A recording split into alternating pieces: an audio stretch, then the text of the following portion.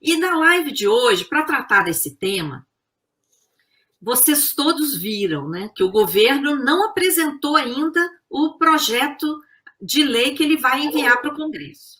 Ele só apresentou ali o ministro Haddad e alguns assessores apresentaram um PowerPoint, 12 telas, das quais só uma tem os dados do chamado arcabouço fiscal. Então, a gente tem, por enquanto, informações muito preliminares, mas dessas informações preliminares já deu para ver muita coisa.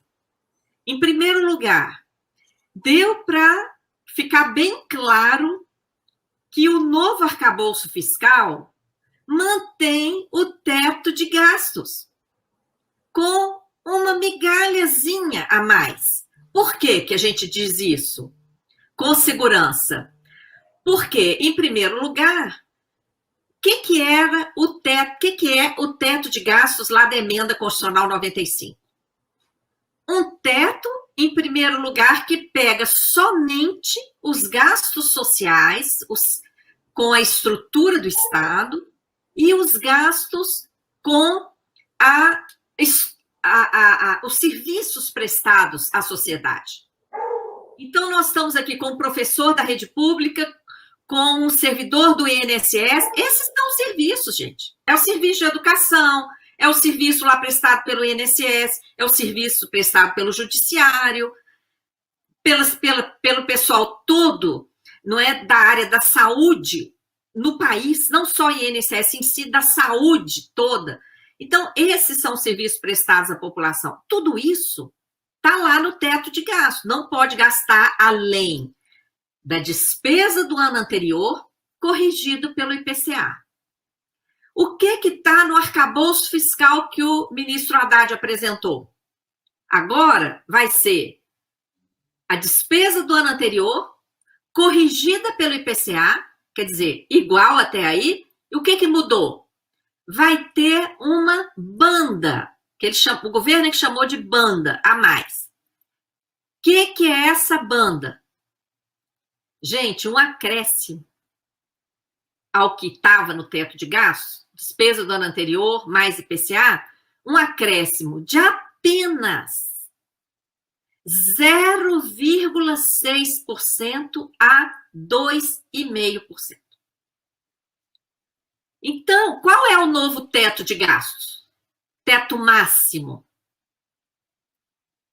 Despesa do ano anterior só de gasto social e estrutura de Estado. O gasto com a dívida está fora desse teto. Sem controle, sem limite algum. Então, qual é o novo teto de gastos?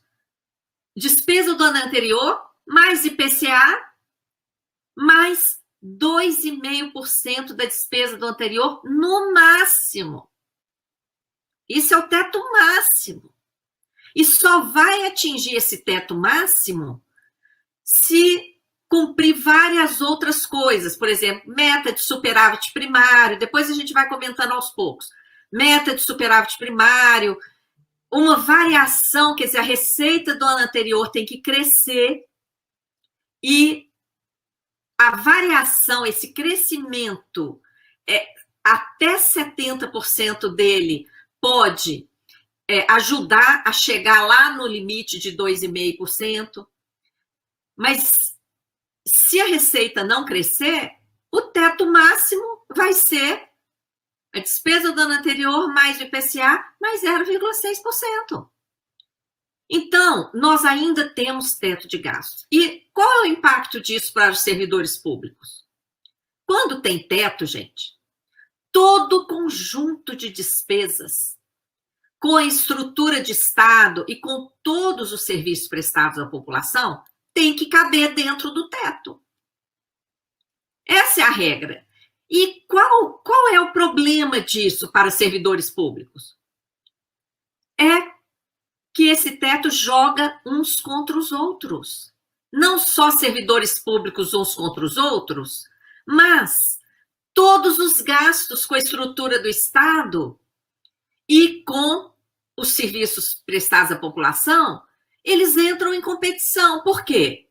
Se o governo esticar bastante o salário mínimo, como precisa esticar, que vai acontecer? Vai faltar para outra coisa. Por quê? O conjunto tem que caber dentro do teto.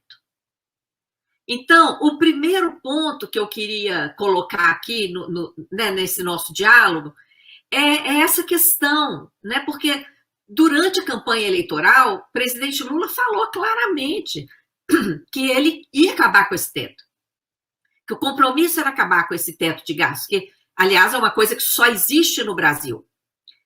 E não tem sentido, não é? Amarra tudo. E agora vem logo de cara uma proposta dessas. Eu queria ouvir a opinião de vocês dois sobre isso e ouvir como que os servidores públicos, né, que estão na ativa, que estão aí na luta, à frente de sindicatos, estão vendo essa questão, né, que com certeza vai encurralar, vai impedir reajustes de servidores, vai impedir novos concursos, progressões de carreira, como os servidores já estão há muitos anos, né? Então, vamos ouvir um de cada vez. Você quer começar, Lobão? Pode ser. Vamos lá. Primeiro, dizer que a sua abertura foi fenomenal. A gente aprende muito contigo. E eu queria colocar o serviço público dentro dessa sua abertura. Eu acho que a primeira preliminar é o seguinte: o que é um arcabouço fiscal na visão deles? O arcabouço fiscal são regras para discutir a sua arrecadação e a despesa do governo. Aí eu fico assim a imaginar, como é que eu crio uma regra que vai me direcionar como eu arrecado e como eu gasto dinheiro, mas eu deixo fora dessa regra aquilo que consome 50% do meu orçamento. A primeira coisa importante que às vezes então é mentira. O que o governo fala, que ele está regrando a arrecadação e os gastos, é um fato mentiroso.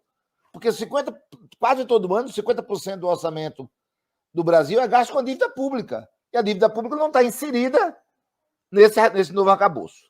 Primeira coisa. Segunda coisa, eu andei pesquisando, Maria Lúcia Fatalha, sobre como é que está acontecendo isso no mundo. Aquele grande argumento que nós usávamos na época da PEC, que nós chamávamos PEC do fim do mundo, né? A emenda constitucional 95, hoje já existem alguns países que têm regramentos para arrecadação e gasto do seu orçamento. Mas é muito diferente do Brasil, muito diferente. Olha uma coisa curiosa, do jeito que ele regra, né, o orçamento brasileiro, o que é que acontece? Quando tem uma crise, quando a arrecadação é menor, quando o Brasil vai precisar mais investir para garantir emprego e salário para o povo, para garantir, por exemplo, os R$600 da Bolsa Família, é nesse momento que eles vão ter dificuldade, a regra proíbe ele fazer. Proíbe ele fazer. Quer dizer, então, na hora que o Estado brasileiro, que o povo brasileiro, que o povo pobre mais necessitar do Estado, pode ser que ele seja impedido por esse regramento. Então, é muito triste ver isso, tá? Porque isso vai de encontro àquilo que o Lula falava na sua campanha, que era colocar o pobre no orçamento. Ele está tirando o pobre do orçamento com isso. E vamos combinar uma coisa. Uma pergunta que fica no ar. Vamos imaginar o Brasil, Maria Lúcia Fatorelli, bastante acelerada a sua economia, arrecadando fortunas. 70% do aumento da arrecadação pode-se gastar desde que não supere o 2,5% do ano anterior. Beleza. Pergunta, o que vamos fazer com os outros 30%? Para garantir lucro de banqueiro? O que é que nós vamos fazer? Porque com excedente do 2,5%, lá tem um regramento que fala que o excedente pode ser gasto em obras sociais, tá, etc., tudo isso. Inclusive, tem lá uma definição, né, de que os 70 bilhões que hoje está no orçamento para esse tipo de obras, como estradas, etc., seria agora, a partir de hoje, um piso, e a partir disso ia ter um regramento e tal. Mas isso é muito pouco. No orçamento de 5,3 trilhões, você bota 70 bilhões para investimento de obras necessárias para o povo. Você está brincando, né? Você está brincando com a economia, né? Ou então você está fazendo aquilo que Lula já começou a falar, que é muito ruim ouvir isso, que é a necessidade de construir o superávit primário. Por quê? Porque é o superávit primário que traz a confiança do mercado. Porque o mercado sabe que com um bom superávit primário, se ele investir e der errado, o superávit primário cobre as despesas dele. E ele não vai ter prejuízo nenhum.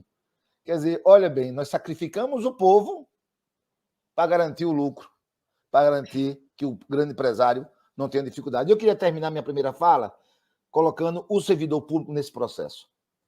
Nós estamos diante de um processo em que o servidor público está há 7 anos sem reajuste. 7 anos sem reajuste. Então, a perda salarial acumulada muito forte. E com esse regramento, em que as despesas públicas, né, só pode aumentar de 0,6% a 2,5% do aumento da arrecadação, significa dizer que nós não temos como recuperar essas perdas salariais. Significa dizer que nós vamos colocar nas nossas costas a desconstrução do Estado que o Temer fez, que o Bolsonaro fez. Nós vamos pagar esse pato.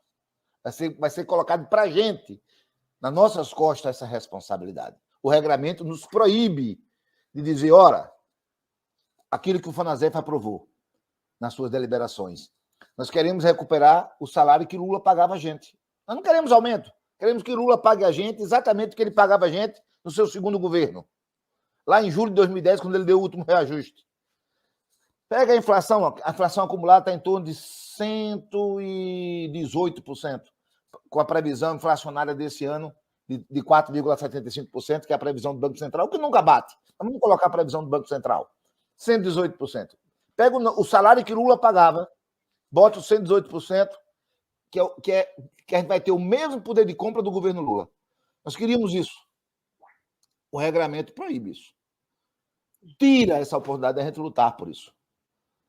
Ou seja, olha, teve 2 governos aí que congelaram o seu salário, bacana, a partir de agora a gente vai falar da inflação do ano anterior, corrigindo a inflação, mas essas perdas aí de 7 anos, fica com você aí, mata no peito e sai jogando com ela. É triste ver isso. É triste ver isso. Porque não existe, Maria Lúcia Fatorelli, não existe serviço público forte com capacidade de atender às necessidades do nosso povo se não tiver servidor público com salário bom, salário forte, ganhando bem e executando o seu trabalho. Isso é fundamental.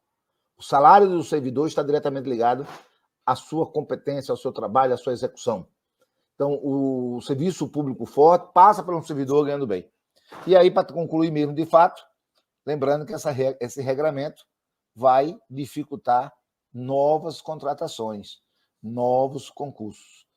Então, nós passamos 7 anos sem praticamente ter nenhum concurso.